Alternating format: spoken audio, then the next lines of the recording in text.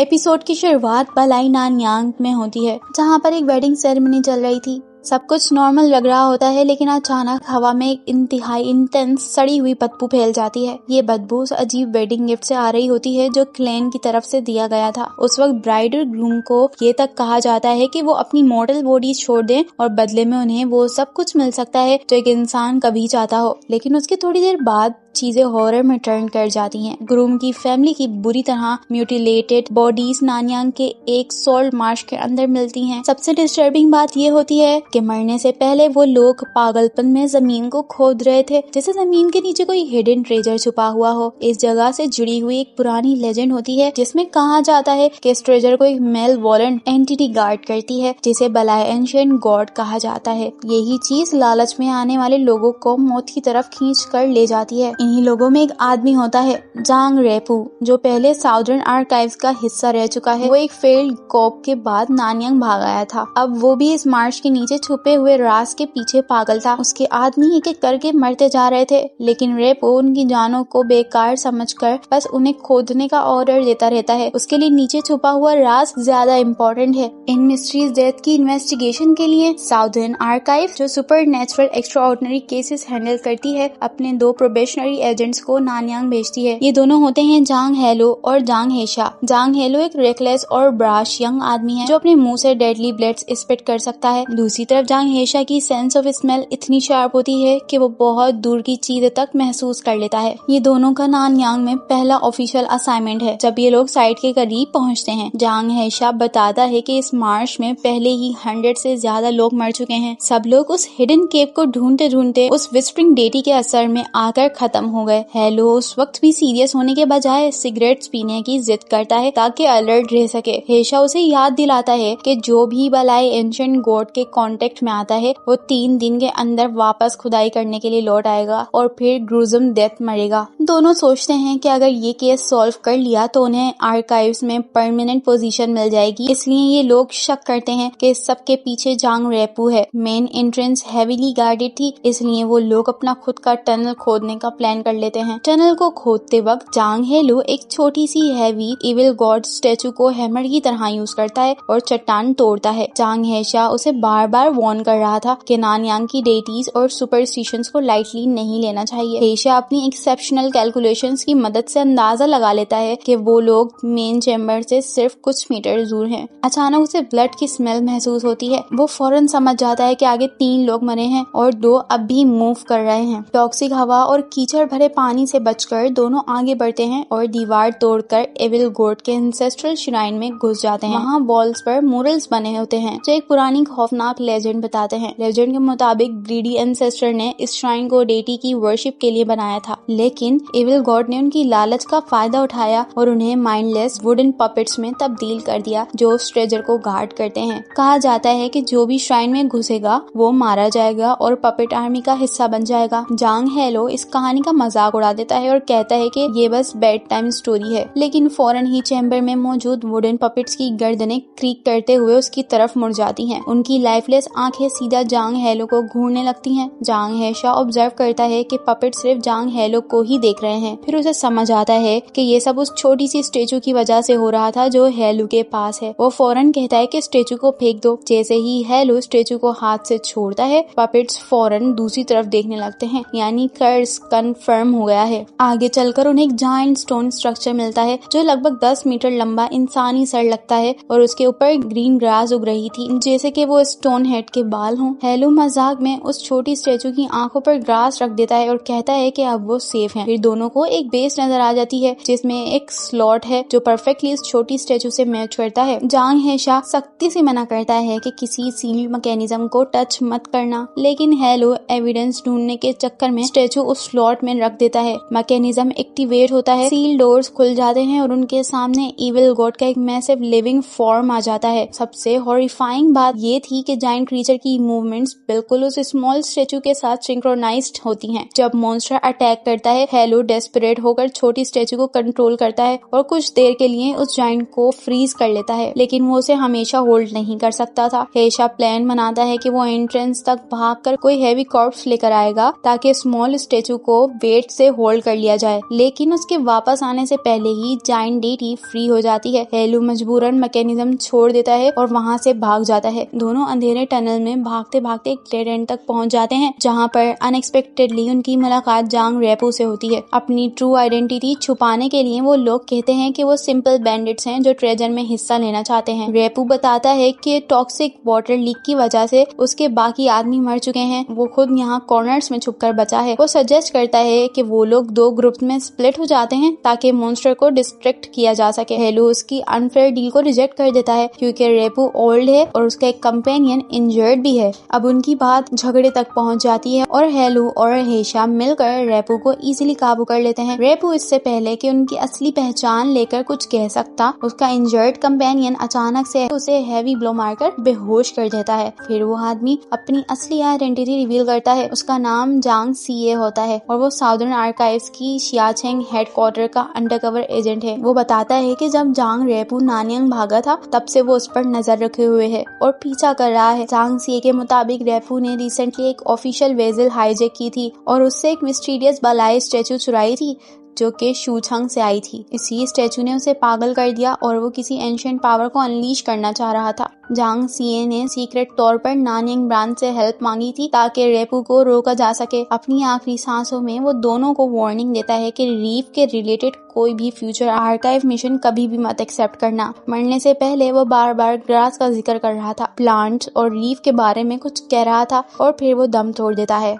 इन सब के दौरान जायंट बीच फिर उनका पीछा कर रहा होता है। दोनों एजेंट एग्जिट की तरफ भागते हैं। बाहर सरफेस पर उनकी मुलाकात रेपू के बचे हुए हेंचमैन से हो जाती है। जांग हेलू झूठ बोलकर कहता है कि रेपू अंदर मर रहा है और उनके एक्सप्लोसिव मांग लेता है ताकि रास्ता क्लियर किया जा सके। जैसे ही उसे डायनामाइट्स मिलते हैं वो उसे नीचे शाफ्ट में फेंक देता है, एंट्रेंस को कोलैप्स कर देता है और इविल गॉड को अंदर ही सील कर देता है। फिर वो जांग हेशा के साथ वहाँ से निकल जाता है। बाद में वापस जाते हुए दोनों केस के नतीजा डिस्कस करते हैं। हेशा फ्रस्ट्रेट होता है कि श्राइन बदी हो चुका है, इसलिए वो अपने मास्टर के लिए कोई लॉजिकल रिपोर्ट नहीं लिख सकता क्योंकि अब सारे क्लूज टूट चुके हैं। हेलू कहता है कि अंडरकवर एजेंट ने उन्हें शूछंग का हिंट दिया था। इस पर जांग हेशा जवाब देता है कि शूछंग बहुत बड़ा है और वहाँ ऐसी बहुत सी स्टेचूज होंगी। उनकी बात फिर पर्सनल पास तक पहुँच जाती है। हेशा याद दिलाता है कि दोनों असल में नानयांग के लिए 30 ईयर असाइनमेंट पर कैसे आए। ओरिजिनली हेशा को गुआनचुआन के 13 होंग्स में से एक कंफर्टेबल पोस्टिंग मिल गई थी, लेकिन उसने खुद ट्रांसफर रिक्वेस्ट की ताकि अपने जिद्दी पार्टनर को सेफ रख सके। जब दोनों शियाचंग वापस रिपोर्ट देने के लिए कैरेज में सफर कर रहे थे, अचानक आधे रास्ते में जांग हेलू का माइंड चेंज हो जाता है। उसे फील होता है कि केस तो उसी ने इंसिस्ट करके लिया था और अगर वो एम्प्टी हैंडेड वापस गया तो उन्हें सख्त सजा मिलेगी। इसलिए वो डिसाइड करता है कि वो इन्वेस्टिगेशन यहीं खत्म नहीं करने वाला। वो कैरेज से उतर जाता है और कहता है कि वो अपनी तरफ से परस्यू करेगा। जांग हेशा, जो उसे कभी अकेला नहीं छोड़ता, उसके साथ चलने का फैसला कर लेता है और दोनों पैदल शूछंग की तरफ रवाना हो जाते हैं।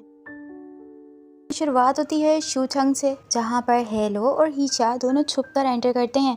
हेड टैक्स बहुत ज्यादा था, इसीलिए दोनों डेड बॉडीज बनकर स्मगल होते हैं शहर के अंदर। लेकिन अंदर जाकर जो वो देखते हैं वो बहुत ज्यादा शॉकिंग था। पूरा शहर ऑलमोस्ट डिस्ट्रॉय हो चुका था और हर जगह पर डेड बॉडीज पड़ी हुई थी। सबसे अजीब बात होती है कि ना कोई प्लाग ऑफिशियली रिपोर्ट हुई थी, ना ही बैंडिट्स का अटैक हुआ था, फिर भी इतनी सारी डेथ कैसे हो सकती थी। हेशा उन सब डेड बॉडीज को इंस्पेक्ट करता है। एक डेड बॉडी पर ब्लूइश पर्पल कलर नजर आता है। नेक के कंप्रेशन एंगल से वो कंक्लूड करता है कि ये आदमी सफोकेशन से मरा है। दूसरी बॉडीज के रिस्ट स्लिट होते हैं। धीरे धीरे वो समझ जाता है कि बहुत से लोगों ने एक ही वक्त पर अपेरेंटली सुसाइड की है। शहर की दीवारों पर डेथ सिंबल्स पेंट किए गए थे जो लोकल यूज करते हैं उन घरों को मार्क करने के लिए जहाँ पूरी फैमिलीज मर गई हों। इससे क्लियर हो जाता है कि शूछंग का क्राइसिस उनकी सोच से भी ज्यादा सीरियस था। बर्निंग फ्लैश की स्ट्रॉन्ग स्मेल को फॉलो करते हुए दोनों क्रीमेशन साइट पर पहुंच जाते हैं। मां गवर्नर के गार्ड्स एक रोती हुई लड़की को उसके पेरेंट की बॉडी से जबरदस्ती अलग कर रहे थे। गार्ड्स के चले जाने के बाद हेलो एक लोकल विलेजर के पास आकर एक्टिंग करता है कि वो एक ऑर्फन है जो अभी अभी इस सिटी में वापस आया है। विलेजर उसे बताते हैं कि गवर्नर हरमन कुछ टाइम पहले तब चेंज हुआ जब उसे बीच पर मिली एक बालाई एंशिएंट गॉड स्टैचू गिफ्ट की गई। उसके बाद गवर्नर ने शहर के सारे दूसरे रिलीजियस स्टैचूज को तोड़ने छोड़ने का फैसला कर लिया। कोई दूसरी डेटी की वर्शिप करता हुआ मिलता तो उसे मरवा दिया जाता। सिर्फ इतना ही नहीं, जो लोग उस एंशिएंट गॉड से दुआ करते उन्हें एक मिस्टीरियस आवाज सुनाई देने लग जाती जो उन्हें सॉल्ट मार्श के नीचे हिडन केव ढूंढने के लिए कहती रहती थी। जो लोग इस वॉइस से पागल होते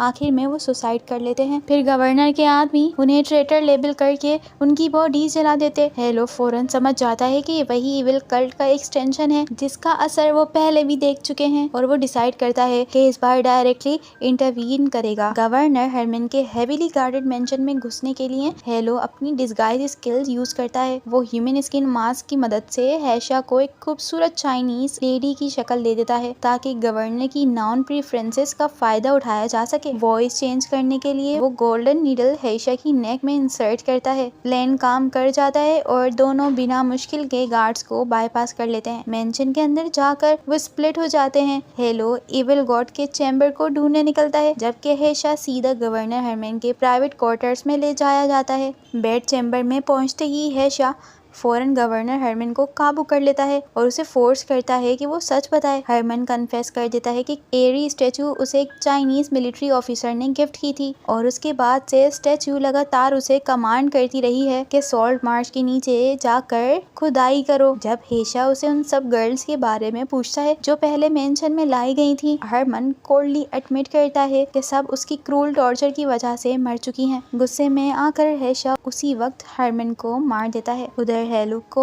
इविल गॉड की स्टैचू मिल जाती है। वो स्टैचू उसे टेम्प्ट करती है, पावर और इन्फ्लुएंस का वादा कर देती है, लेकिन हेलो उसके जाल में नहीं आता। वो विंडोज सील करता है और पूरे चैम्बर को आग लगा देता है। आग तेजी से फैलती है। फिर वो हेशा के साथ रियूनाइट करता है जो उस छोटी ऑर्फन गर्ल को भी रेस्क्यू कर लेते हैं जिसे उन दोनों ने पहले क्रिमेशन साइट पर देखा था। मेंशन आग की लपेट में आ जाता है और दोनों को बच्ची के साथ फौरन वहाँ से निकलना पड़ता है, लेकिन उनका ये रेकलेस तरीका अननोटिस नहीं रहता।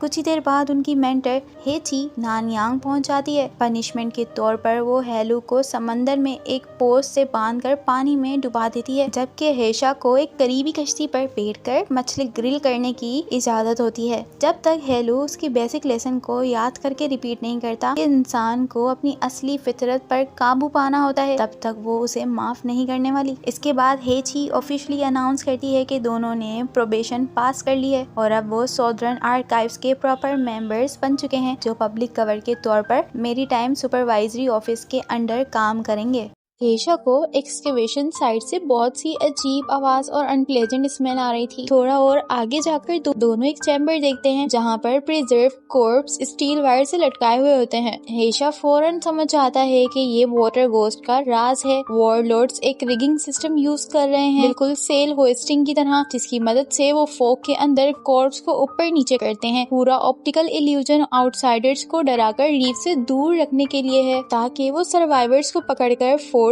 लेबर करवा सकें। इसी वक्त शीफंग चेंबर में आता है और एक बॉडी पर केमिकल सोल्यूशन अप्लाई करता है। फिर वो टेलीफोन कॉल करता है और कहता है कि शायद शीशांग के लोग आ चुके हैं, इसीलिए वीपन्स को रेडी रखो। हेलो फौरन एम्बुश करता है। फाइट के दौरान उसकी ब्लेड गलती से शीफंग को मार देती है, जिससे वो उसे प्रॉपर्ली इंटरोगेट ही नहीं कर पाता। गार्ड्स के फुटस्टेप्स सुनकर हेलो बहुत जल्दी गोल्डन नीडल नेक में इंसर्ट करता है ताकि शीफंग की वॉइस मिमिक कर सके। उसका कोट पहनता है और दूर की तरफ पीट कर खड़ा हो जाता है। गार्ड्स अंदर आकर गन फायर रिपोर्ट करते हैं, लेकिन हेलो सक्सेसफुली डिसीव कर देता है और उन्हें शिप वाइट को सर्च करने का ऑर्डर दे देता है। इस फेक रोल के अंदर वो गार्ड से डिगिंग प्रोग्रेस भी पूछता है और उसे पता चलता है कि वो लोग संकिन वेसल के कार्गो होल्ड तक लगभग पहुंच चुके हैं। गार्ड्स ये भी बताता है कि टॉक्सिक एनवायरनमेंट से बचने के लिए वो केमिकल ट्रीटेड गियर और सॉल्ट यूज करते हैं। हेलो फिर सी प्लाग के मिथ को यूज करके ड्रामेटिक वार्निंग बना देता है और कहता है कि उसका life long rival already ship पर है, इसलिए लेबर्स को इग्नोर करके गार्ड्स खुद फौरन कैवर्न ब्लो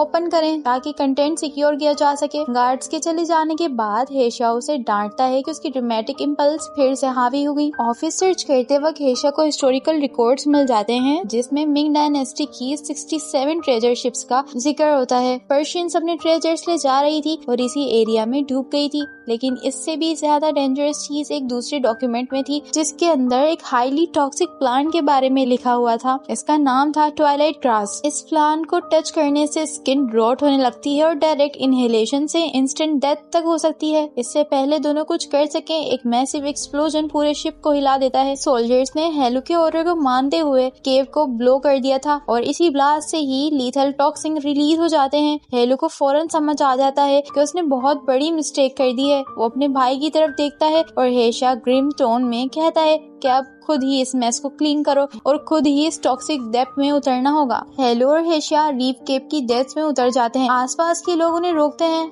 और कहते हैं कि अंदर जाना मौत को दावत देने जैसा है, लेकिन दोनों रुकते नहीं हैं। अंदर जाकर वो देखते हैं कि कैल्सिफाइड मिंग डायनेस्टी शिपरेक पूरी तरह सराउंडिंग रीफ के साथ मर्ज हो चुकी है। हवा में रोटन फ्लेश की हैवी स्मेल फैली हुई है। शिप के होल्ड के अंदर उन्हें डिकेड कॉर्प्स बैग में लटके हुए मिलते हैं। हेशा डिड्यूस करता है कि इन बॉडीज को इसलिए लटकाया गया है ताकि उनसे निकलने वाला फ्लूइड कलेक्ट किया जा सके और वो फ्लूइड नीचे उगने वाली टॉक्सिक प्लांट को नरिश करता है। वही एक preserve Ming dynasty nautical chart से उन्हें इस जगह की ट्रेजिक हिस्ट्री भी समझ आ जाती है। पुराने जमाने में इस शिप के क्रू पर मिस्टीरियस रेड रैशेस और अल्सरेटिंग स्किन का अटैक हो गया था और इसी पैंडेमिक की वजह से लोग बहुत ज्यादा तेजी से मरने लगे। सर्वाइवर्स ने समझा कि उन पर वाटर घोस्ट का साया है, इसीलिए उन सब ने उन कॉर्प्स को लटका दिया ताकि इविल स्पिरिट्स ट्रैप हो जाए। लेकिन रियलिटी में तो उन बॉडीज से गिरने वाला ब्लैक फ्लूइड ट्वाइलाइट ग्रास के सीड के साथ फैल रहा था। ये सीड डार्क और ह्यूमिड केबिन्स में अच्छी तरह ग्रो हुए और आखिर में सभी को मार दिया। ये सच जानने के बाद ब्रदर्स रियलाइज करते हैं कि ट्वाइलाइट ग्रास को डिस्ट्रॉय करना बहुत ज्यादा जरूरी है, वरना मिलिट्री फैक्शंस इस पॉइजन को वीपन की तरह यूज कर सकते हैं। बाहर इसी वक्त चेन होश में आ रहा होता है। इंजर्ड होने के बावजूद वो अपने बॉन्ड्स बांधता है और अपने सोल्जर्स को ऑर्डर दे देता है कि केव में जाकर इंट्रूडर्स को मार दो। वो स्पेसिफिकली वार्न करता है कि उसके नेमीज चांग हेलो अंदर है, उसे जिंदा नहीं छोड़ना। जैसे ही चेन के सोल्जर्स केव के ओनली एग्जिट को ब्लॉक कर देते हैं, हेलो एक डेस्परेट प्लान बनाता है। वो डिसाइड करता है कि एक्सप्लोजिव से हल ब्लो ओपन करेगा ताकि शॉक वेव उन्हें समंदर की तरफ फेंक दें और शायद वो दोनों बचकर वहाँ से निकल जाएं। लेकिन हेशा देख लेता है कि मिलिट्री फायर पावर इतनी ज्यादा है कि सरवाइव करने के चांसेस तो बहुत कम है। अपने भाई को बचाने के लिए वो इमोशनल होकर कहता है कि उसके पास शियाचंग में अब कोई अटैचमेंट नहीं बाकी और हेलो को अकेले वापस घर चले जाना चाहिए। हेलो इससे पहले कुछ रिएक्ट करता एक्सप्लोजन का वक्त हो जाता है। हेशा अपने भाई के आगे शील्ड बनकर खड़ा हो जाता है और ब्लास्ट का इम्पैक्ट को अपनी बॉडी से एब्जॉर्ब करता है। केव कोलैप्स हो जाती है। हेलो होश में आता है। वो खुद को एक सुनसान रीफ पर देखता है। वो घबराकर हेशा को चेक करता है और सुकून का सांस लेता है कि उसका भाई जिंदा है लेकिन बुरी तरह इंजर्ड है। इसी दौरान चेन अपनी लास्ट स्ट्रेंथ यूज करके हार्वेस्टेड ट्वाइलाइट ग्रास सीड और एक लेटर अपने वॉरलॉर्ड लीडर मो युंगाओ तक भेज देता है। लेटर में वो साउदर्न आर्काइव्स और मेरीटाइम सुपरवाइजरी ऑफिस के बारे में लिखता है। हेलो के साथ अपने इनकाउंटर की डिटेल्स देता है और वार्न करता है कि ट्वाइलाइट ग्रास पॉइजन उसके सोल्जर में भी स्प्रेड हो चुकी है, इसलिए उन्हें एलिमिनेट करना जरूरी है। युंगाओ ये खबर सुनकर फौरन रुथलेस एक्शन लेता है। वो इन्फेक्टेड सोल्जर्स को एग्जीक्यूट करने का ऑर्डर दे देता है ताकि इस स्प्रेड को रोका जा सके। फिर वो चेन की बॉडी के स्टिफ हैंड को कट करवाने का ऑर्डर देता है ताकि सीड का जार निकलवाया जा सके। उसके बाद वो सबसे ज्यादा खतरनाक ऑर्डर देता है, साउदर्न आर्काइव्स के हर मेंबर को ढूंढ कर मार दिया जाए। इस डिजास्टर के बाद साउदर्न आर्काइव्स की बालोंगजो ब्रांच अचानक शट डाउन कर जाती है। उसके मेंबर डिसमिस कर दिए जाते हैं। अगले 3 साल तक हेलो बेकार कोशिश करता रहता है कि हेडक्वार्टर से अपनी वेंडर हेची से कांटेक्ट कर सके, लेकिन उन्हें ये नहीं पता होता कि हेची खुद छुपकर उन सिस्टमिक किलिंग्स की इन्वेस्टिगेशन कर रही होती है जो आर्काइव मेंबर्स के खिलाफ हो रही थी। एक वक्त पर डेंस रेन फॉरेस्ट में सीक्रेट इन्वेस्टिगेशन के दौरान मिस्टीरियस आर्म मैन उस पर एम्बुश करते हैं। हेची मुश्किल से लड़कर वहाँ से निकल जाती है। दूसरी तरफ हेलो और हेशा एक क्वाइट और करीब जिंदगी जीने लगते हैं। हेशा परमानेंटली क्रिपल हो चुका होता है और व्हील चेयर पर होता है। हेलो उसकी देखभाल करता है और दोनों छोटा सा बिजनेस चलाकर गुजारा कर रहे थे। हेलो के दिल में अब भी उम्मीद रहती है कि वो कभी शियाचंग लौटकर हेची को ढूंढ लेगा, क्योंकि उसे यकीन होता है कि उनकी मेंटर की लेजेंडरी मेडिकल स्किल्स हेशा की लेग्स को शायद क्योर कर दें।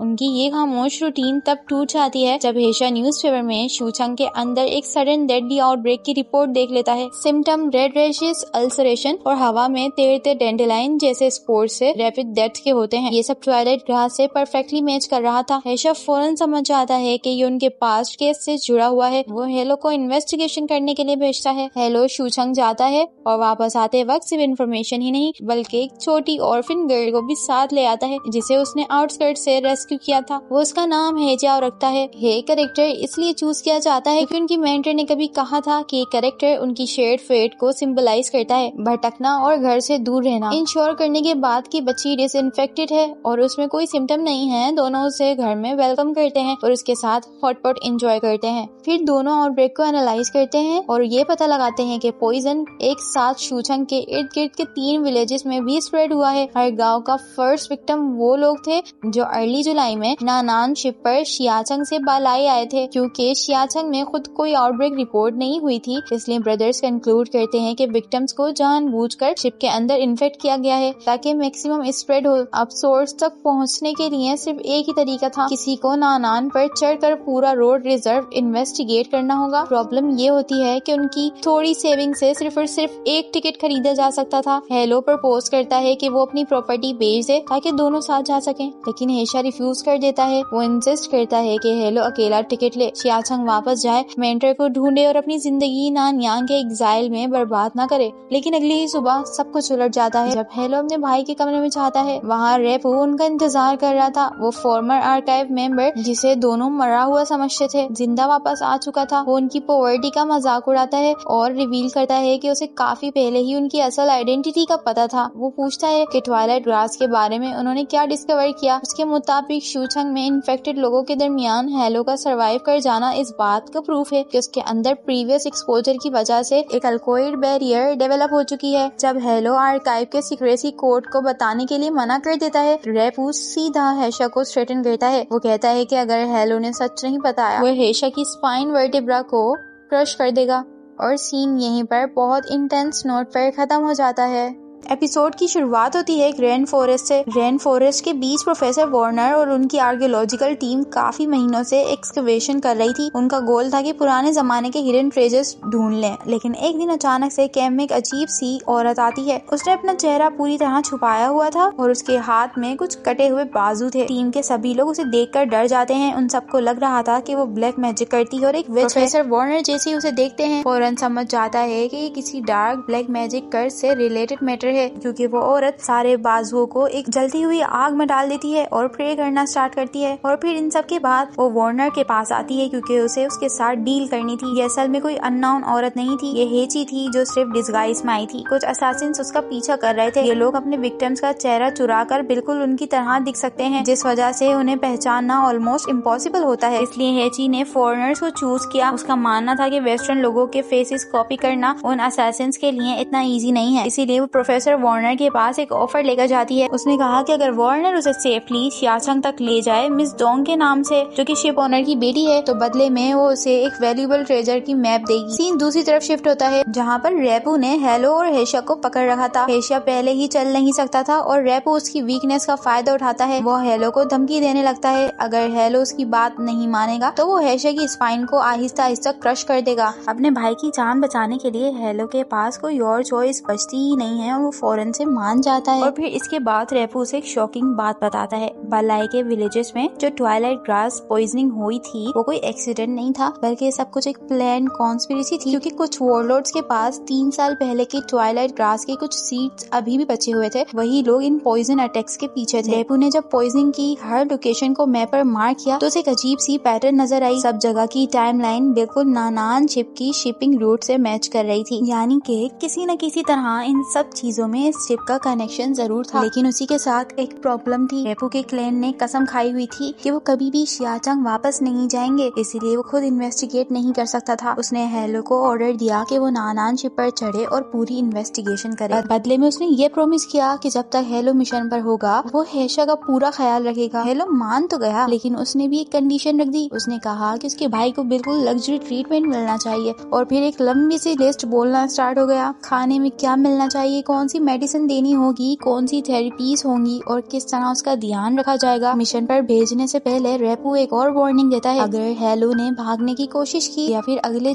6 महीनों के अंदर मिशन कंप्लीट नहीं किया तो सबसे पहले हेशा को मार दिया जाएगा और फिर हेलो को। अब तो हेशा के पास कोई रास्ता नहीं था कि वो पीछे हटे। इसी बीच हेजाओ क्वार्टर में आती है, तभी हेशा को अचानक से एक अजीब सी स्मेल आती है और फिर जब उसकी नजर हेजाओ पर पड़ती है जिसके सर पर एक छोटा सा येलो कलर का फ्लावर लगा हुआ था, उस स्मेल की वजह से हेशा को कुछ गड़बड़ सी महसूस होती है। वो चाहता था कि हेजाओ फौरन से चली जाए ताकि वो सेफ रहे, लेकिन हेजाओ उसकी बात मानने से इनकार कर देती है और कहती है कि वो उसे अकेला छोड़कर नहीं जाने वाली। कुछ ही देर बाद रेपू और उसके सारे के सारे लोग आते हैं। हेशा और हेजियाओ दोनों को अपने घर शिफ्ट करने के लिए वहाँ से ले जाता है। दूसरी तरफ हेलो अपना मिशन शुरू करते हुए बड़े से नादान शिप पर चढ़ जाता है। जैसे ही वो शिप पर पहुँचता है, रेपू का भेजा हुआ एक क्रू मेंबर उसे पूरा शिप का टूर करवाना स्टार्ट करता है। वो बताता है कि फर्स्ट क्लास और सेकंड क्लास एरियाज आपस में कनेक्टेड है, इसलिए दोनों जगहों के बीच फ्रीली मूव किया जा सकता है, लेकिन थर्ड क्लास वो बिल्कुल अलग है। एरिया का बाकी शिप से कोई डायरेक्ट कनेक्शन नहीं है। क्रू मेंबर एक और अजीब सी बात बताता है, इतने सारे पॉइजनिंग केसेस के बावजूद शिप के अंदर अभी तक एक भी पैसेंजर ऐसा नहीं है कि जिसके अंदर पॉइजनिंग के सिम्टम्स नजर आए हों। ये बात हेलो को काफी स्ट्रेंज लगती है। शिप को ऑब्जर्व करते हुए उसकी नजर कुछ लोगों पर पड़ती है। वो लोग नॉर्मल पैसेंजर की तरह कपड़े पहने हुए थे, एक्ट कर रहे थे, लेकिन उनके चलने का तरीका और उनका बिहेवियर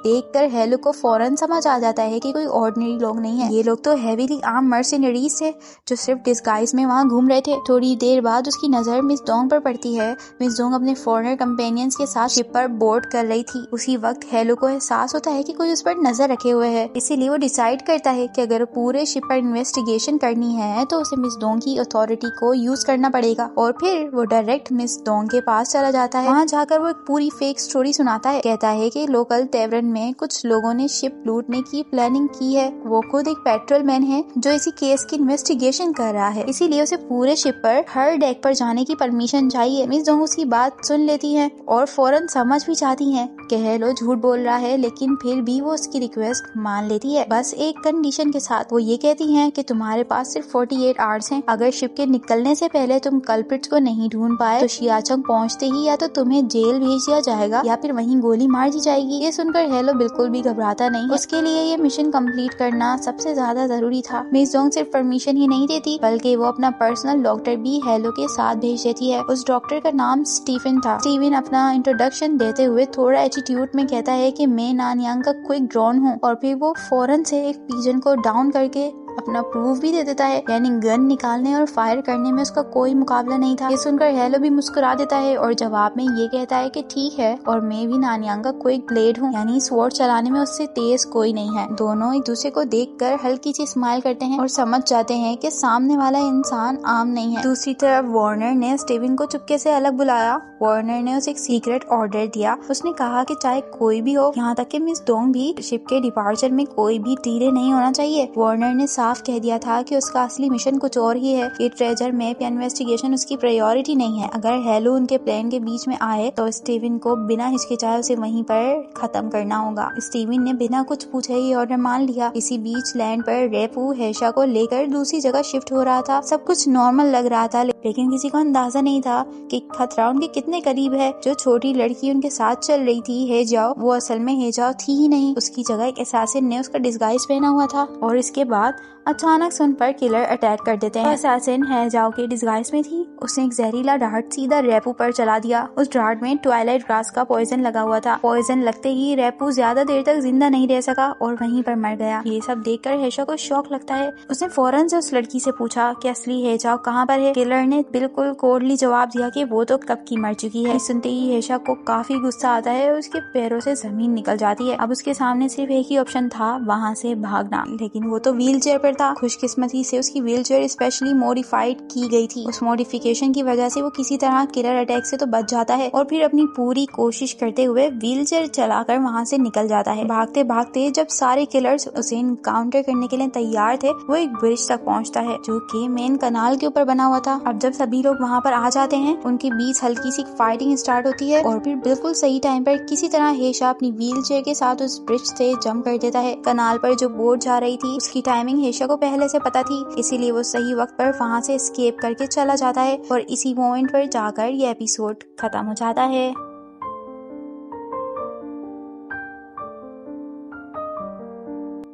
हेलो का सिर्फ एक ही गोल था, जल्द से जल्द ही सच का पता लगाना और हेशा को बचा लेना। इसीलिए नानांग शिप पर अपनी इन्वेस्टिगेशन स्टार्ट कर देता है। क्लूज निकालने के लिए उसने सीधा सवाल जवाब नहीं किया, उसने एक स्मार्ट ट्रिक यूज की। वो 3 क्रू मेंबर्स के साथ कार्ड्स खेलने बैठ गया और जानबूझकर पैसे हारने लगा ताकि सामने वाले लोग रिलैक्स हो जाएं और ज्यादा बात करें। स्टीव साइड में बैठकर ये सब कुछ देख रहा था।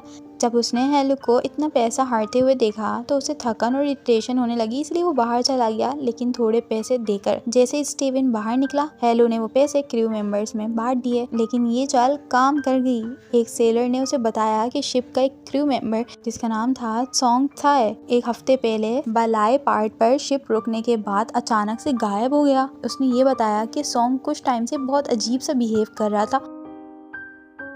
वो रात को चुपके से निकल जाता था और मक्खियां पकड़ता था। बाद में क्रू को उसके बेड के नीचे बॉटल्स में मिली थी जिनमें जिंदा मक्खियां बंद थीं। ये सुनते ही हेलो और स्टीवी ने क्रू मेंबर को बोला कि वो उन्हें सॉन्ग के डॉर्मेट्री तक ले जाए।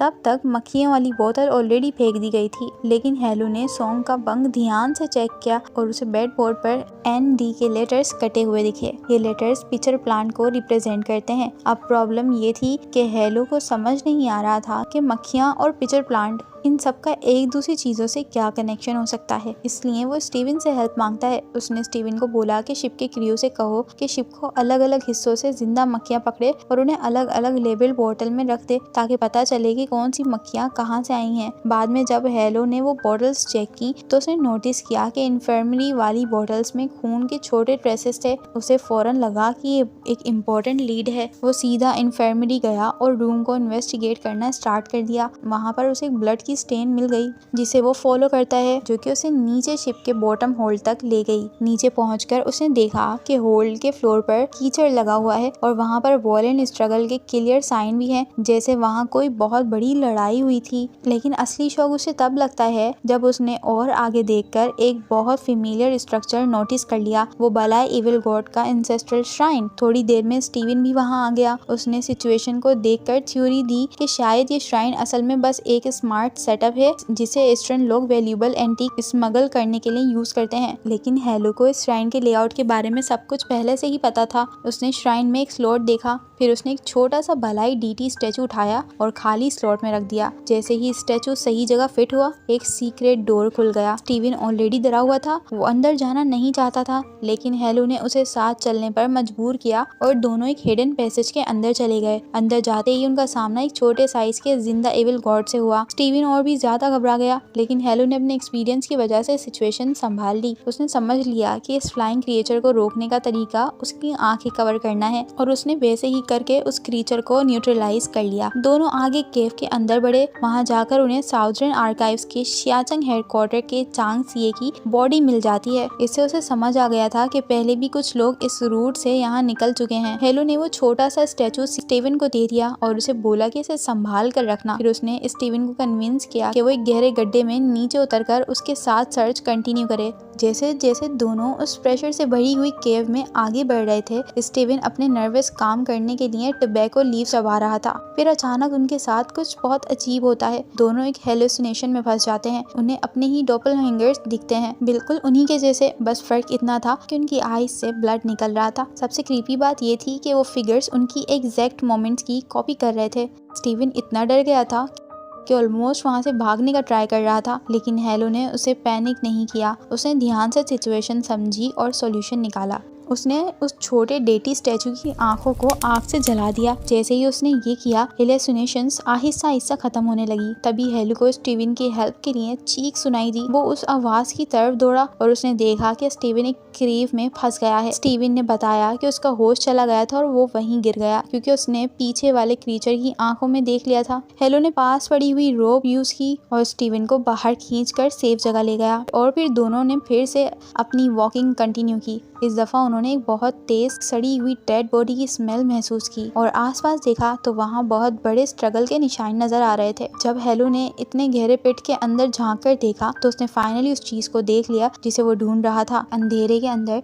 नीचे एक जायंट जिंदा एविल गॉड आराम से पड़ा हुआ था। उस पिट के अंदर उसे एक बॉडी दिखती है जो उस एविल गॉड के पास फंसी हुई होती है। उस बॉडी के आसपास मक्खियां मंडरा रही थीं और हेलो ये देखकर समझ गया कि ये इंसान की डेथ शायद अभी रिसेंटली हुई है, इसलिए वो वो डिसाइड करता है कि उसे नीचे उतरकर चेक करना होगा। नीचे उतरने से पहले वो स्टीवन को ऊपर ही रहने के लिए कहता है ताकि वो लुकआउट का काम करे। वो उसे क्लियर इंस्ट्रक्शन देता है कि अगर कोई खतरा आए, ये क्रीचर फिर से एक्टिवेट हो जाए तो स्टीवन को उनके पास मौजूद होस्टेज स्टैचू का सर तोड़ देना है, वरना दोनों की जान चली जाएगी। हेलो फिर नीचे उतरता है, लेकिन नीचे जाकर उसे एक और शॉक मिलता है जिसे वो डेड समझ रहा था। वो आदमी तो अभी जिंदा था, बस उसकी सांसें बहुत हल्की चल रही थी और हेलो को वो चेहरा थोड़ा बहुत फेमिलियर भी लग रहा था। वो आदमी तकलीफ में होता है और हेलो से कहता है कि उसे मार दे, लेकिन हेलो मना कर देता है क्योंकि वो क्लियरली उसे बचाने की कोशिश कर रहा था। उसे फ्री करने के लिए हेलो लिविंग इविल गॉड की टेल काटने की कोशिश करता है। अचानक क्रीचर उठता है और अटैक कर देता है। सिचुएशन कंट्रोल से बाहर निकलने लगी थी और हेलो स्टीवन को जोर से चिल्लाकर कहता है कि स्टैचू का हेड तोड़ दो,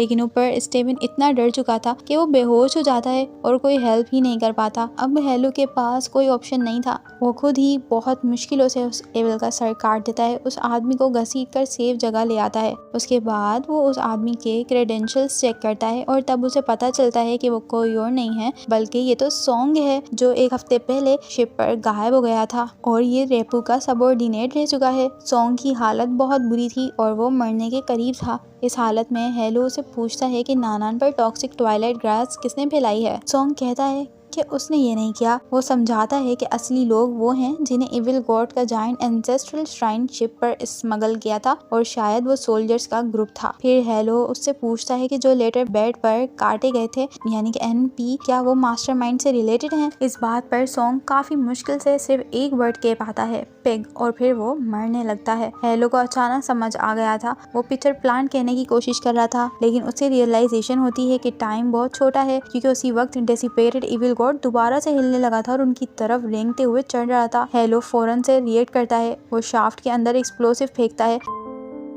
और फिर बेहोश स्टीवन को कंधे पर उठाकर वहां से भाग जाता है। इसी बीच स्टोरी दूसरी साइड पर शिफ्ट होती है जहां पर हेची भी शिप पर अपनी इन्वेस्टिगेशन कर रही थी। वो तब तक ये समझ नहीं पा रही होती कि हेलो नानान पर आके कर क्या रहा है और सबसे बड़ी बात यह कि हेशा उसके साथ क्यों नहीं है। उसे हेलो की असली आइडेंटिटी और उसकी मूव्स पर भी बहुत डाउट हो रहा था, लेकिन उसके पास भी क्लियर आंसर नहीं था। दूसरी तरफ हेशा को एक बोटमैन बचा लेता है। हेशा के पास पैसे नहीं बचे थे, इसलिए वो बोटमैन से कहता है कि वो उसकी बोट का इंजन रिपेयर कर देगा अगर बदले में उसे नानान का टिकट मिल जाए तो। बोटमैन जानता था कि इंजन रिपेयर की वैल्यू एक टिकट से कहीं ज्यादा है, लेकिन वो इंसान दिल का अच्छा होता है। वो हेशा के लिए टिकट भी खरीद देता है और ऊपर से थोड़े से एक्स्ट्रा पैसे भी दे देता है। हेशा का इरादा क्लियर था, उसे हर हाल में नानान पर चढ़ना था क्योंकि वो जानता था कि वो लोग टॉक्सिक ग्रास फैला रहे हैं। वो बहुत खतरनाक है और हेलो बहुत बड़े खतरे में है। और अब वापस सीन नानान पर शिफ्ट होता है जहाँ पर हेलो और स्टीवन एक नई ट्रिक सोचते हैं। उनका प्लान होता है कि वो डेक पर एक ड्रामा क्रिएट करेंगे और असली कल्प्रिट को बाहर निकालेंगे। इस प्लान के लिए हेलो स्टीवन को बालाइक का मेडिकल डॉक्टर बनाकर डिजाइन करता है। वो स्टीवन के चेहरे पर मिस्टिकल स्क्रिप्चर्स भी लिख देता है ताकि उसका लुक और कन्विंसिंग लगे लोगों को। फिर एक बड़े से क्राउड के सामने हेलो ट्वाइलाइट ग्रास पॉइजन की वजह से वायलेंट सीजर फेक करता है। वो ऐसे एक्ट करता है कि जैसे उसकी कंडीशन बहुत खतरनाक है और वो किसी भी वक्त मर सकता है। तब स्टीवन आगे बढ़ता है, स्क्रिप्चर चैंट करता है और एक्टिंग ऐसी होती है जैसे उसे मिरेकल से हेलो को ठीक कर दिया है। ये देखकर क्राउड शॉक और अमेज हो गया था। लोग जोर जोर से स्टीवन को मिरेकल डॉक्टर कहकर प्रेज कर रहे थे। इसी वक्त नानान पर सब फाल्टा से बोर्ड कर चुका हेशा इस पूरे शो का लास्ट पार्ट देख लेता है और फौरन समझ जाता है क्योंकि उसका भाई कोई ट्रिक खेल रहा है, लेकिन उसका ध्यान फौरन एक चीज की तरफ जाता है। उसे हवा में एक बहुत हैवी फेमिलियर क्योर्ड मीट जैसी स्मेल आती है। वो क्राउड के बीच ध्यान से देखता है और उसे वहाँ मिलिट्री के वॉरलॉर्ड और उसका एडजुटेंट शीफांग नजर आते हैं जिनसे वो पहले मिल चुका था। हेशा फौरन समझ जाता है कि ये दोनों बहुत बड़ा थ्रेट हैं, इसीलिए वो डिसाइड करता है कि उनका अटेंशन अपनी तरफ खींचना होगा ताकि हेलो पर प्रेशर कम हो जाए। बाद में हेशा एक क्रू मेंबर को टिप देता है और कहता है कि उसे हेलो के रूम तक ले चले।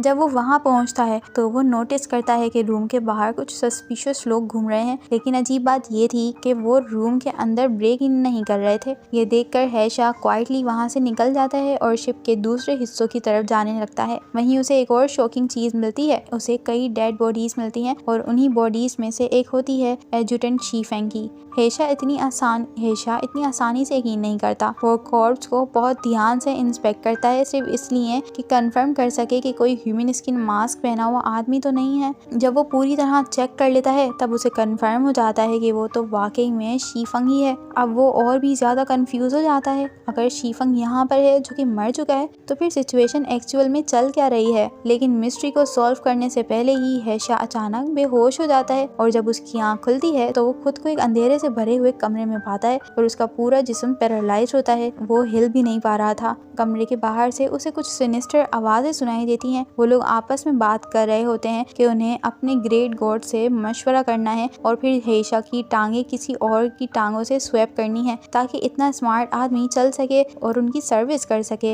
ये सब सुनकर सीन और भी डिस्टर्बिंग हो जाता है। हेशा को महसूस होता है कि उसके हाथ में एक लेगलेस स्टैचू पड़ा है और फिर वो दोबारा होश खोना स्टार्ट करता है। जब हेशा फिर से होश में आता है तो वो देखता है कि वो फ्लोर पर बैठा है और उसके आसपास बहुत बुरी तरह इंजर्ड हेलो पड़ा है। हेलो उसे बताता है कि उसकी दोनों टांगों ने पूरी सेंसेशन खो दी है, वो उन्हें महसूस ही नहीं कर पा रहा। लेकिन उसी वक्त हेशा को पता चलता है कि उसकी अपनी टांगे जो पहले प्रॉब्लम में थी अब ठीक हो चुकी हैं और वो खड़ा भी हो सकता है। ये सब देखकर वो काफी ज्यादा शॉक हो जाता है। उसे फौरन फील होता है कि यहाँ कुछ बहुत गलत हुआ है। वो फौरन हेलो को उठाकर बाहर ले जाने की कोशिश करता है लेकिन हेलो उसे रोकता है। वो उसे रिक्वेस्ट करता है कि उसे वहीं छोड़कर चला जाए क्योंकि वो नहीं चाहता कि वो अपने मास्टर और हेशा के लिए बर्डन बन जाए। इसी बात से हेशा के दिमाग में एक हिप्नोटिक और ब्रेन वॉशिंग वॉइस गूंजना शुरू होती है। वो आवाज उसे उसका पुराना हेल्पलेस पास याद दिलाती है। वो कहती है कि असल बर्डन तो वो खुद है। वो मास्टर और हेलो दोनों के लिए बेकार था और उसे जिंदा रहना ही नहीं चाहिए। मेंटल मैनिपुलेशन इतनी स्ट्रॉन्ग थी कि हेशा कम्प्लीटली ब्रेक होने लगता है। आखिर में वो एक ब्लेड निकालता है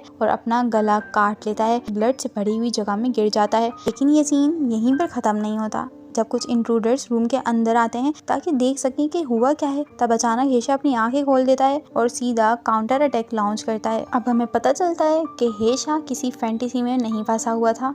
उसे पहले ही समझ आ गया था कि उसे पॉइजन दिया गया है। उसने ये बात इसलिए समझी क्योंकि जब वो पहली बार शीफंग से मिला था तब उसे क्योर्ड मीट जैसी एक बहुत ही अलग और गंदी स्मेल आई। यह स्मेल शिपर किसी और को महसूस नहीं हुई। इसी से हेशा को पता चल गया कि उसकी सेंस और उसकी परसेप्शन डिस्टर्ब हो चुकी है और उसका दिमाग उसके साथ ट्रिक्स खेल रहा है। उसकी टांगें काम नहीं कर रही थी, वो पैरालाइज था, लेकिन उसका दिमाग बिल्कुल ठीक था। इसलिए उसने अपने रूम में ही एक के बाद एक ट्रैप सेट कर दिए ताकि जो भी उस पर अटैक करने आए वो उसे पकड़ सके। और वैसा ही हुआ। जिस किलर ने उसे टारगेट किया था वो हेशा की प्लानिंग के सामने टिक नहीं सका और बहुत ही जल्दी सब डी हो गया। उसके बाद हेशा ने एक्सप्लेन किया कि वो ट्वाइलाइट ग्रास पॉइजन से इसलिए नहीं मरा क्योंकि 3 साल पहले जब रेपू पर असैसिनेशन अटेम्प्ट हुआ था तब ऑलरेडी इस पॉइजन के कांटेक्ट में आ गया था। उस टाइम से उसकी बॉडी में इस पॉइजन के अगेंस्ट नेचुरल इम्यूनिटी डेवलप हो गई है। पॉइजन उसे मार नहीं सका लेकिन उस पॉइजन ने उसके अंदर बहुत स्ट्रॉन्ग हेलोसिनेशन जरूर क्रिएट कर दिए। उन्हीं हेलोसिनेशंस में उसने वो सीन देखा जहाँ हेलो उससे कह रहा था कि उसे मार दो ताकि वो किसी पर बर्डन ना बने। हेशा रूम में एक और चीज ऑब्जर्व कर लेता है। रूम का पेट्रोल लाइट हर 13 सेकंड बाद फ्लैश कर रहा था। इस रेगुलर फ्लैशिंग पैटर्न की वजह से वो अपने आप को रियलिटी में ग्राउंड कर पाया। उसने समझ लिया कि जो कुछ वो देख रहा है उसमें बहुत कुछ फेक है और तब उसे पता चला कि हेलो असल में रूम में था ही नहीं। अब उसने किलर को पकड़ लिया था तो हेशा सीधा उससे पूछता है कि नानान पर आर्काइव के लोगों को टारगेट क्यों किया जा रहा है। जब उसने असासिन को सर्च किया तो उसे एक लेटर मिला। उस लेटर में पिक्चर प्लांट का जिक्र था, एक 20 साल पुरानी साजिश जिसका मकसद था आर्काइव के लोगों को खत्म कर देना और फिर उसके बाद प्लान का नेक्स्ट फेज स्टार्ट करना। लेकिन हेशा उस लेटर से और इन्फॉर्मेशन निकाल पाता उससे पहले ही किलर ने एकदम से वो लेटर छीन लिया और उसे निगल गया। फिर उसने असासिन का मजाक उड़ाया। उसने कहा कि वो सब लोग बस पॉन्स हैं, यानी सिर्फ मोरे हैं और नानान असल में एक जायंट पिक्चर प्लांट का है जहाँ से आर्काइव के फ्लाइज कभी बाहर नहीं निकल सकते। ये सुनकर हेशा को सिचुएशन की सीरियसनेस समझ आती है। उसे फौरन लगा कि अब उसे हेलो को ढूंढना ही पड़ेगा। दूसरी तरफ नानान पर हेलो अब भी स्टीवन के साथ मिलकर कल्प्रिट को एक्सपोज करने की कोशिश कर रहा होता है क्योंकि उसकी डेडलाइन ऑलमोस्ट खत्म होने वाली थी। एनिमी को बाहर निकालने के लिए हेलो ने एक नया प्लान बनाया। रात के टाइम वो चुपके से शिप पर घूमता है और सोए हुए पैसेंजर्स की बॉडी पर फेक रेड रैशेस पेंट कर देता है। ये मार्क्स वो एक स्पेशल अर्ब मिक्सचर से बनाता है ताकि वो बिल्कुल उसी टॉक्सिक वीट पॉइजनिंग जैसे लगे। और सबसे स्मार्ट बात ये थी कि फेक पिगमेंट सिर्फ एक कस्टम अल्कोहल रीएजेंट से ही हट सकते थे। स्टीवन मजबूरी में उसके साथ इस प्लान में इन्वॉल्व होता है। वो एक होली मीडियम का रोल प्ले करता है जो सपोजली इस पॉइजन का इलाज कर सकता है। हेलो का ये प्लान बिल्कुल सिंपल था। जिन लोगों की बॉडी पर ये फेक रेश होगा वो डरकर ट्रीटमेंट लेने आएंगे ही आएंगे, लेकिन जो लोग रेश के बावजूद क्योर लेने नहीं आएंगे वो सस्पिशियस हैं। मगर एक कैटेगरी को हेलो ने जानबूझकर एक्सक्लूड कर दिया था, अडल्ट चाइनीज मेल्स, क्योंकि उनके हिसाब से वो लोग पानुआ रीफ केस के वॉरलॉर्ड सोल्जर के प्रोफाइल से मैच करते थे और वो चाहता था कि उन पर डायरेक्टली शक ना जाए या वो अलर्ट ना हो जाए। प्रॉब्लम ये हुई कि सस्पिशियस आदमी बेड में नहीं आया। यहीं पर ये प्लान फेल हो जाता है। अब नानान डिपार्चर के लिए रेडी हो रहा था और डेडलाइन तो ऑलमोस्ट उसके सामने आ गई थी। इस प्रेशर के बीच हेलो को अचानक से एक इम्पोर्टेंट रियलाइजेशन होती है। वो सोचता है कि शिप पर डॉक्टर्स भी तो मौजूद हैं। अगर सच में टॉक्सिक वीड आउटब्रेक होता तो डॉक्टर्स को रिएक्ट करना चाहिए था। एक असली शिप डॉक्टर तो पूरी शिप को लॉक डाउन कर देता ताकि पॉइजन और ना फैल सके, लेकिन यहाँ तो डॉक्टर्स ने कोई रिएक्शन ही नहीं दिया और यहीं से हेलो को समझ आ गया कि रियल कल्प्रिट डॉक्टर्स ही हैं। लेकिन वो इस ब्रेक थ्रू पर एक्शन ले पाता उससे पहले ही स्टीवन ने कह दिया कि उनका डील खत्म हो चुका है। स्टीवन अब और थ्योरीज सुनना नहीं चाहता था। उसने और उसके आर्म मैन ने सीधा हेलो पर फायरिंग शुरू कर दी। गोलियों से बचते हेलो ने एक डेस्परेट जंप लगा और सीधा शिप से समंदर में कूद गया। काफी देर तक तैरने के बाद वो किसी तरह एक और शिप बाउंड पर चढ़ने में सक्सेसफुल हो गया, वो भी सीधा पब्लिक टॉयलेट के थ्रू। वहाँ उसकी मुलाकात एक आदमी से होती है जिसका नाम है जियानशी, जो कि एक अकाउंटेंट होता है। शुरू में जियानशी उसे एक स्टोअवे समझता है, यानी एक ऐसा आदमी जो बिना टिकट के चुपके से शिप पर चढ़ गया। दोनों का झगड़ा प्रॉपर्टी स्टार्ट भी नहीं होता कि तभी उन्हें पकड़ लेता है शिप का एक लोकल टायरेंट ब्रदर लॉन्ग फौरन से जियानशी मेहनती कमाई छीन लेता है। हेलो उस वक्त इंजर्ड होता है और उसे सीन क्रिएट नहीं करना था, इसलिए वो फौरन घुटनों पर बैठ जाता है और रहम की भीख मांगता है। फिर वो एक इमोशनल झूठ भी बोल देता है। वो कहता है कि वो और जियानशी कजन है और अपने खानदानों के आखिरी बचे हुए मेंबर्स हैं। रिस्पेक्ट दिखाने के नाम पर वो अपने पास से बचा हुआ पैसा ही ब्रदर लॉन्ग को दे देता है। लॉन्ग खुश हो जाता है, वो पैसा ले लेता है और उन्हें प्रोटेक्शन देने का प्रॉमिस कर देता है और कहता है कि उनके लिए एक प्राइवेट रूम अरेंज कर दिया जाएगा। साथ ही वो बोलता है कि टिकट एक फेक नाम से लिया जाए जो होगा जांग हे यान। जियानशी नेचुरली गुस्से में आ जाता है। उसे लगता है कि हेलो ने इतनी आसानी से बदमाशों के आगे झुककर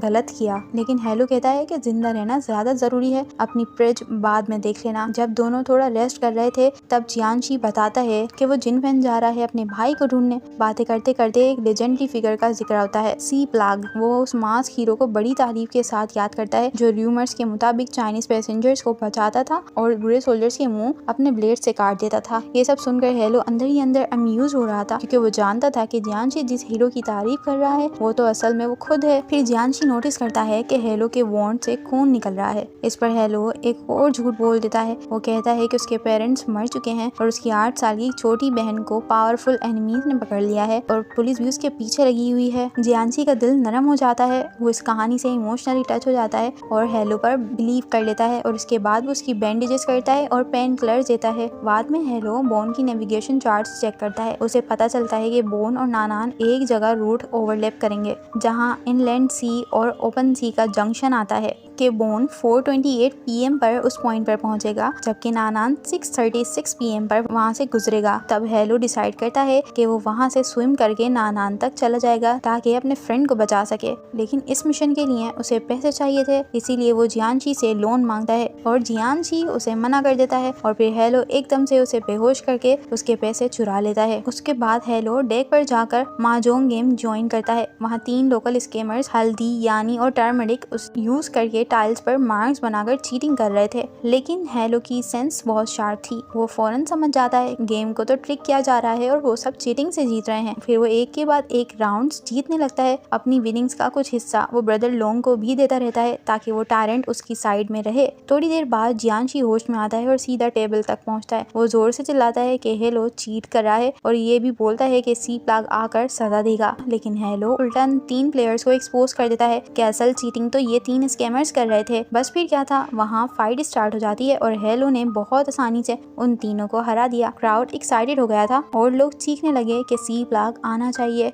और चोरों को पनिश करना चाहिए। तब हेलो ने फुल ड्रामेटिक स्टाइल में अपना मास्क पहना और अनाउंस किया कि वो खुद ही सी प्लाग है। ये देखकर पैसेंजर्स शॉक में आ गए और सामने घुटनों पर बैठ गए और बेचारा जियांशी वो ये रियलाइज करके कि उसका लेजेंडरी आइलैंड वही अजीब सा कजिन निकला जिसने अभी अभी उसके पैसे चुराए थे, सदमे से बेहोश हो गया। अब जियांशी पूरे एक दिन के कोमा के बाद आहिस्ता आहिस्ता होश में आता है। जैसे ही उसकी आंखें खुलती हैं उसके सामने सबसे पहला सवाल होता है, क्या उसके सामने जो आदमी खड़ा है वो सच में वही फेमस फ्लैग है? वो सीधा पूछ लेता है। हेलो हल्का सा स्माइल करता है और उसकी तारीफ करता है। वो कहता है कि जियांशी की स्मेल सेंस इतनी शार्प है कि वो टर्मरिक की हल्की सी स्मेल भी पकड़ लेता है और यही टैलेंट उसे उसके क्लोज फ्रेंड हेशा की याद दिला रहा था। इसी बीच एक और चीज क्लियर हो जाती है। हेलो ने जियांशी के लगभग सारा सामान ऑलरेडी पैक कर दिया होता है। जब जियांशी पूछता है कि पैकिंग क्यों हो रही है तो हेलो उसे बताता है कि अब वो लोग इस शिप पर नहीं रुक रहे हैं। जियांशी आर्ग्यू करता है कि प्रॉब्लम सिर्फ हेलो के साथ है, उसका तो इन सब से कोई लेना देना नहीं है। लेकिन हेलो ये कहता है कि अब बोन पर सब लोग ये मान चुके हैं कि वो दोनों कजिन्स हैं। अगर हेलो निकल गया तो जियांशी पीछे रह जाएगा और जो लोग भी हेलो से बदला लेना चाह रहे थे वो जियांशी को पकड़कर टॉर्चर करेंगे ताकि उससे हेलो का पता चल सके।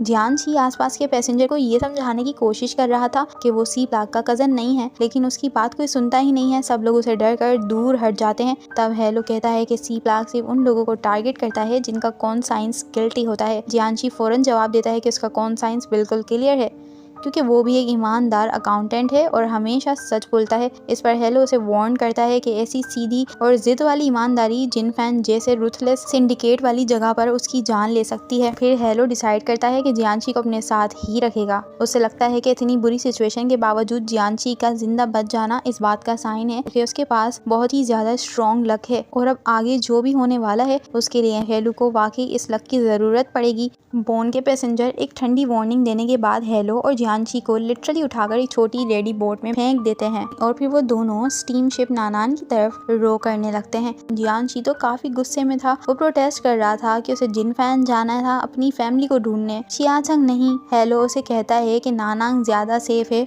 और प्रॉमिस करता है कि ये बस एक छोटा सा डेटोर है। उसके बाद वो उसे जिनफैन पहुंचाने में जरूर हेल्प करेगा। जर्नी के दौरान दोनों फॉर्मल इंट्रोडक्शन भी करते हैं। हेलो अपनी असली नाम जांग हेलो बताता है और साथ में अपना एलियास भी जो कि था हे यान। नानान पर चढ़ने के बाद हेलो जियांशी को कहता है कि वो डाइनिंग हॉल में वेट करे और ड्रंकार्ड बनकर एक्ट करे ताकि किसी को शक ना हो। खुद हेलो चुपके से शिप की क्लिनिक इन्वेस्टिगेट करने निकल जाता है। उसका टारगेट सिंपल था, उसे मेडिकल स्टाफ में से उस आदमी को ढूंढना है जो ट्वाइलाइट ग्रास स्प्रेड कर रहा है। लेकिन क्लिनिक के अंदर जाकर उसे जो दिखता है वो बहुत ज्यादा हॉरिफाइंग था। डॉक्टर और नर्सेस सबके सब पहले ही मरे हुए थे।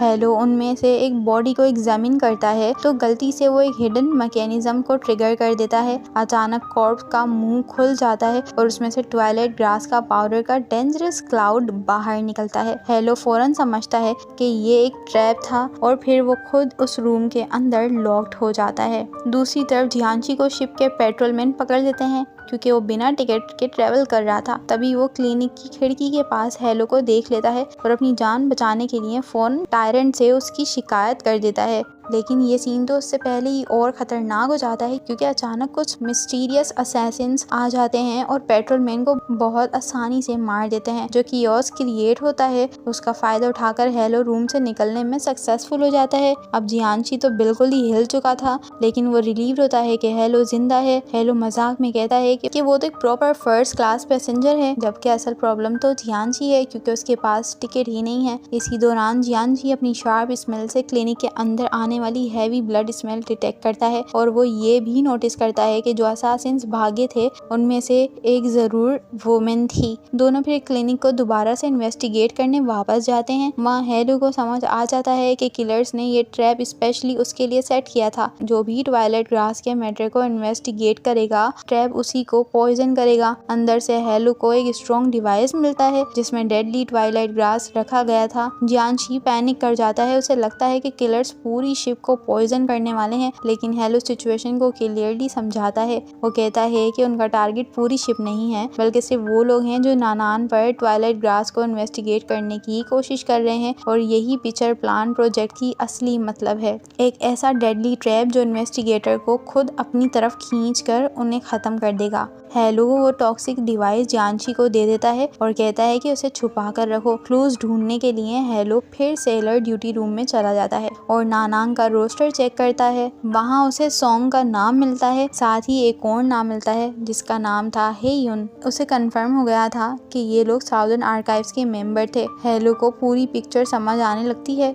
पूरी शिप एक जायंट ट्रैप है जो स्पेशली आर्काइव के एजेंट को हॉन्ट करने के लिए डिजाइन किया गया है। और सबसे ज्यादा डरा देने वाली बात ये थी कि कम से कम 14 एजेंट्स ऑलरेडी फर्स्ट क्लास और सेकंड क्लास कैबिन्स में मर चुके थे। हेलो को शक होता है कि पूरी कॉन्स्पिरेसी पानहुआ रीफ में उसके पुराने एक्शंस के रिटेलिएशन हो सकती है। उसे ये भी लगता है कि रेपू ने जानबूझकर उसे इस शिप पर मरने के लिए भेजा था अपनी जगह। और अब उसे हेशा की सेफ्टी की भी बहुत ज़्यादा फिक्र हो रही थी, क्योंकि हेशा अगर रेपू के काम कर नहीं रहा तो उसकी जान भी खतरे में है। इसलिए हेलो डिसाइड करता है कि उसे शिप को वापस शूछंग मोड़ना होगा, लेकिन उससे पहले थर्ड क्लास कैबिन में छुपे असैसिन को ढूंढना जरूरी है। और उन्हें बाहर निकालने के लिए उसने एक अजीब लेकिन स्मार्ट प्लान सोचा, एक बॉडी को यूज करना। वो जियांशी को फोर्स करता है कि एक डेड बॉडी उठाकर क्राउड कैबिन में ले जाए। उसका लॉजिक ये था कि किलर क्यूरियोसिटी में जियांशी को जरूर देखेंगे और उन्हें देखकर हेलो उन सबको स्पॉट कर लेगा। जब जियांशी इतनी बड़ी ब्लडी बॉडी लेकर कैबिन में एंटर करता है तो पूरे पैसेंजर्स में पैनिक मच जाता है। लोग भागकर शिप की पुलिस को ढूंढने लगते हैं। इसी कियोस्क के बीच हेलो क्राउड को ऑब्जर्व करता है और उसकी नजर दो औरतों पर पड़ती है जो डेड बॉडी देखकर भी बिल्कुल डिस्टर्ब नहीं हुई थी। उनमें से एक होती है फीमेल असैसिन पाइजू। हेलो उसके पास कैजुअल स्टाइल में जाता है जैसे वो उससे फ्लर्ट कर रहा हो। उसका प्लान स्टटल तरीके से उन्हें टेस्ट करना था, लेकिन तभी जियांशी वहां आ जाता है और जोर से कह देता है कि पाइजी को वो उसकी स्मेल से पहचान गया था। बस उसी पल उनका कवर टूट जाता है।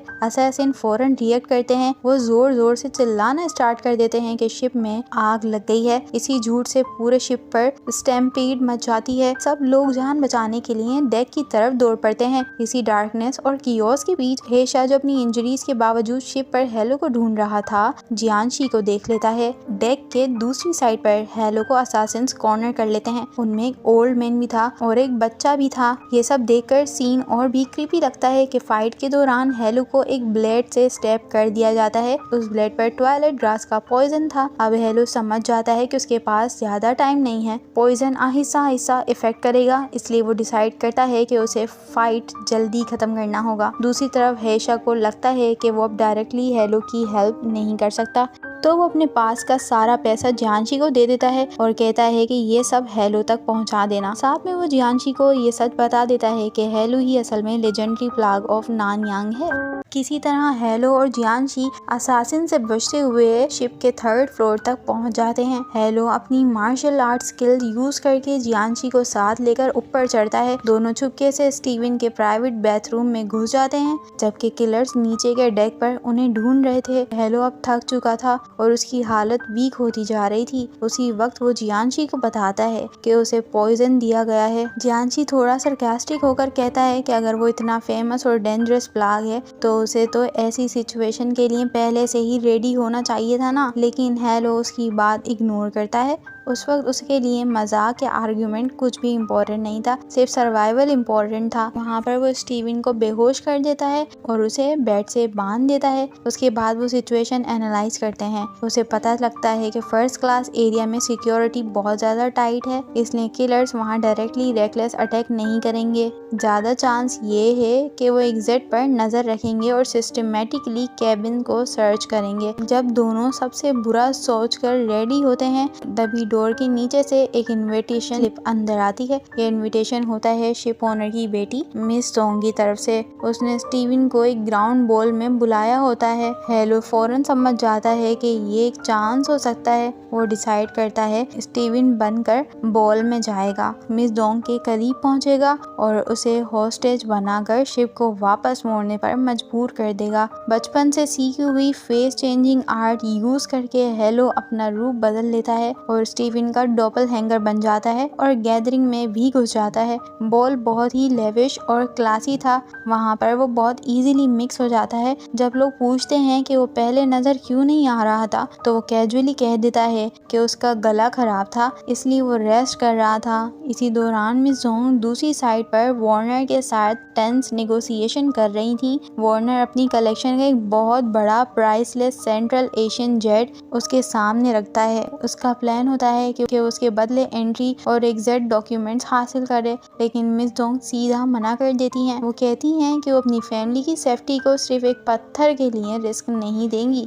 कम से कम तब तक तो बिल्कुल भी नहीं जब तक उनकी मेन डील शियाचंग में फाइनलाइज न हो जाए। जब वार्नर प्रेशर बनाने के लिए अपने रुथलेस किलर की ताकत का जिक्र करता है, तब मिस जोंग को समझ आ जाता है कि वो उसे इनडायरेक्टली अपने फादर के अगेंस्ट लेवरेज की तरह यूज करना चाह रहा है। चुपचाप छुपकर सब कुछ देख रहा है लू प्लान बनाता है कि डोर पर खड़े आर्म गार्ड्स को कैसे क्वाइटली हैंडल किया जाए ताकि वो मिस जोंग को पकड़ सकें, लेकिन उसका पूरा प्लान एकदम टूट जाता है जब वहाँ पर हेची आ जाती है, क्योंकि फेस चेंजिंग आर्ट उसने ही हेलो को सिखाई थी, इसलिए वो फौरन से उसे पहचान लेती है और फिर उन दोनों के बीच एक फियर्स स्ट्रगल स्टार्ट होती है। हेची क्लियरली उस पर हैवी पड़ती है। हेलू को भागना पड़ता है और भागते हुए उसका ह्यूमन स्किन मास्क भी गिर जाता है। जैसे ही ये सब होता है, वार्नर फौरन रूम में आता है और देखता है कि उसका प्रीशियस जेट भी गायब है। अब वो सीधा हेची पर शक करता है। उसे लग रहा था कि उसने डबल क्रॉस किया है, लेकिन हेची स्मार्टली हेलू की असली आइडेंटिटी सीक्रेट रखती है। वो वार्नर को कहती है कि जो भी थीफ था वो शिप से जेट के साथ भाग नहीं सकता। वार्नर को शांत करने के लिए वो डिमांड करती है कि उसे वार्नर की आर्म यूनिट का कमांड दिया जाए और वो वादा कर देती है कि शिप डॉक होने से पहले ही वो जेट को रिकवर कर देगी। उसके ऑर्डर पर पूरी शिप को इमरजेंसी लॉकडाउन में डाल दिया जाता है। सब पैसेंजर्स को उनके रूम्स में वापस भेज दिया जाता है, लेकिन हेची उसका असली प्लान कुछ और होता है। जब उसकी हेलो से थोड़ी देर के लिए फाइट हुई थी, तब हेलो ने उसे शिप के बैंडिट्स के स्केचेस दिए थे। अब वो सर्च ऑपरेशन के नाम पर एक एक केबिन चेक करते हुए उन सब बैंडिट्स को ढूंढकर मारना स्टार्ट कर देती है जो उन स्केचेस में बने हुए थे। यानी ऑफिशियली तो वो जेट ढूंढ रही होती है, लेकिन असल में वो शिप के छुपे हुए थ्रेड्स को क्लीन कर रही थी। इसी बीच रियल स्टीवन को होश आ जाता है और तब तक वार्नर का सर्च पार्टी उसके केबिन तक पहुंच चुका था। वहीं पर जियांशी पकड़ा जाता है और उसे खींचकर मिस जोंग और वार्नर के सामने ले जाया जाता है। स्टीवन फौरन जियांशी को पहचान लेता है और कहता है कि ये उस इम्पोस्टर का पार्टनर है जिसने उसे किडनैप किया था। हेची को जियांशी की लाइफ से कोई फर्क नहीं पड़ता था, तो टोटल इंडिफरेंट में रहती है। मिस जोंग और भी गोल्ड तरीके से ऑर्डर करती है कि जियांशी को फौरन मार दिया जाए, लेकिन यहाँ पर स्टीवन स्मार्ट निकलता है। उसे शक होता है कि शायद ये विटनेस को खत्म करके जेट थीफ की सच्चाई पाने की कोशिश हो सकती है, इसलिए वो इंटरवीन करता है और कहता है कि जियांशी को अभी मत मारो, उसे लॉकअप करो। हेलो गार्ड्स को ध्यान से वॉच कर रहा था। जैसे ही परफेक्ट मोमेंट मिलता है, वो चुपके से अंदर आकर जियांशी को रेस्क्यू कर लेता है। अब दोनों फिर से हाइडिंग में होते हैं। जियांशी अपनी बुरी किस्मत को कोस रहा था और सारा ब्लेम हेलो पर डाल रहा था कि उसने उसे इस डेडली कॉन्स्पिरेसी में घसीट लिया, लेकिन हेलो उसे बस इतना कहता है कि मेरी दुनिया में वेलकम। उसके बाद वो एक नया प्लान सोचता है अपनी फेक डेथ क्रिएट करने का। इस पॉइंट पर उसे बचपन की ट्रेनिंग याद आती है जो उसने हेशा के साथ ली थी। उसकी मेंटर ने एक टेस्ट दिया था जिसे वो एप्पल थ्योरी कहते हैं। उस थ्योरी में हेशा ने ये आइडिया दिया था, अगर 7 एप्पल के केस में ब्लेम से बचना हो तो 6 एप्पल्स को ले जाओ और 7वां वहीं छोड़ दो। फिर मेंटर से कह दो कि हेलू ने सारे 7 ले लिए, लेकिन लॉजिक ये था कि मेंटर पहले ही गुस्से में होगा और मान लेगा कि हेलू ने सारे एप्पल्स लिए हैं, और जब वो वैसे ही मार खाने वाला है तो फिर एग्जैक्ट नंबर का क्या फर्क पड़ता है। जबकि हेलू का सिंपल आइडिया था कि ब्लेम किसी पड़ोसी आर्गो पर डाल देना। हेशा की ट्रिक ने उन दोनों को सिखाया था कि सस्पिशन को कैसे कंट्रोल करते हैं। इसी लॉजिक को अब हेलू करंट सिचुएशन में अप्लाई करने वाला था। वो डिसाइड करता है कि डेड बॉडीज ढूंढकर उन्हें एक लाइफ बोट में छोड़ दिया जाए ताकि सब लोग समझें कि वो दोनों शिप से भाग गए और मर गए। जियांशी उसे वार्न करता है कि उसकी इंजरीज ऑलरेडी बहुत सीरियस हैं, अगर वो और ज्यादा फिजिकल स्ट्रेस लेगा तो उसकी जान जा सकती है। लेकिन हेलो नहीं मानता। वो कहता है कि डिकोय बॉडीज ढूंढनी होंगी। बॉडी ढूंढते हुए उसका सामना स्टीवन से हो जाता है। स्टीवन रिवेंज के मूड में होता है। वो हेलो पर गन पॉइंट कर देता है। वो उसे मजबूर करता है कि वो शिप की हाई स्पीड टर्बाइंस की तरफ जंप करे ताकि वो बहुत ही खौफनाक तरीके से मरे। लेकिन हेलो फिर भी पैनिक नहीं करता। वो अपनी छुपी हुई ब्लेड से आसपास के एक लाइट बल्ब तोड़ देता है। अचानक अंधेरा हो जाता है। इसी वक्त वार्नर की गार्ड्स वहां पहुंचते हैं। अंधेरे में वो स्टीवन की शिलोटे को ही आर्म इंट्रूडर समझकर फायरिंग शुरू कर देते हैं। स्टीवन गोलियों से भर जाता है और सीधा समंदर में गिरता है। हेलो फिर कॉरिडोर में आगे बढ़ता है, लेकिन एक नई किलर उस पर अटैक कर देती है। अब सिचुएशन ऐसी होती है कि आसपास वार्नर के गार्ड्स भी पेट्रोल कर रहे हैं, इसीलिए दोनों के बीच साइलेंट लेकिन brutal hand to hand fight होती है। आखिर में हेलो फिर अपनी ब्लेड्स यूज करके उस किलर को मार देता है। तभी जियांशी उस तक पहुंच जाता है और एक शॉकिंग न्यूज देता है। उसने देखा था कि वार्नर्स के आर्म यूनिट का एक मेंबर फीमेल किलर पाइजू को टॉर्चर कर रहा है। जियांशी ने बीच में बोलने की कोशिश की, लेकिन पाइजू इतनी डेंजरस निकली कि उसने अपने कैप्टर को एक ही पल में मार दिया। लेकिन वो खुद भी अपने वॉन्ड्स की वजह से गिर पड़ी। दर्द और थोड़ी सिंपैथी की वजह से जियांशी उसे लाइफ बोट में छुपा देता है। जब वो दोनों वापस उस लाइफ बोट के पास जाते हैं, पाइजू हाफ कॉन्शियस की हालत में होती है। वो जियांशी को अपना एली समझकर वीक वॉइस में वार्न करती है कि उसे कार्गो होल्ड की तरफ जाना चाहिए। वो कहती है कि सब कुछ रेडी है मिस जोंग को खत्म करने के लिए और शिप पर मौजूद सब लोगों को मरना होगा ताकि उनका सीक्रेट सेफ रहे। लेकिन वो और डिटेल्स बता पाती उससे पहले ही हॉलवे में जलने की तेज स्मेल फैलने लगती है। जो किलर हेलो ने थोड़ी देर पहले मारा था, उसने मरने से पहले अटैक के दौरान इलेक्ट्रिकल बॉक्स उड़ाने के लिए एक्सप्लोसिव सेट कर दिए थे। अब गार्ड्स उसके करीब आ रहे थे, इसलिए हेलो और जियांशी को फिर भागना पड़ता है। उनका रास्ता ब्लॉक हो जाता है और मजबूरी में वो कार्गो होल्ड की तरफ रिट्रीट करते हैं। लेकिन वहां पहुंचकर उन्हें समझ आता है कि वो जगह खुद एक डेडली ट्रैप है। वहां अंधेरे में हिडन असैसिन्स छुपे थे। फाइट के प्रेशर से हेलो के सीरियस वॉन्ड्स दोबारा से खुल जाते हैं, लेकिन अब उनके पास लड़ने के सिवा कोई और चॉइस नहीं थी। यहाँ पर जियांशी की एक्स्ट्राऑर्डिनरी स्मेल सेंस सबसे इम्पोर्टेंट बन जाती है। पूरे अंधेरे कार्गो में वही उनका गाइड बनता है। सबसे पहले वो एक क्रू मेंबर की बॉडी को लोकेट करता है और फिर पाइजू भी डाइंग कंडीशन में होती है। यानी अब उनके पास दो बॉडीज आ जाती हैं जिन्हें वो डिकोय के लिए यूज कर सकते हैं। उसके बाद जियांशी डोजन किलर की स्मेल डिटेक्ट करता है जो कार्गो क्रेट्स के पीछे छुपे हुए हैं। वो हेलो को वार्न कर देता है कि कुछ वुडन बॉक्सेस स्ट्रैप से रिज्ड हैं, उससे बच कर रहना। अब हेलो जियांशी के सेंसरी गाइडेंस पर पूरा भरोसा करके अंदर ही अंदर तैयार हो जाता है एक और desperate life and death battle के लिए। और यहीं पर जाकर ये पार्ट एंड होती है। अब मैं मिलूंगी आप लोगों से नेक्स्ट एपिसोड्स की एक्सप्लेनेशन के साथ। Till then bye.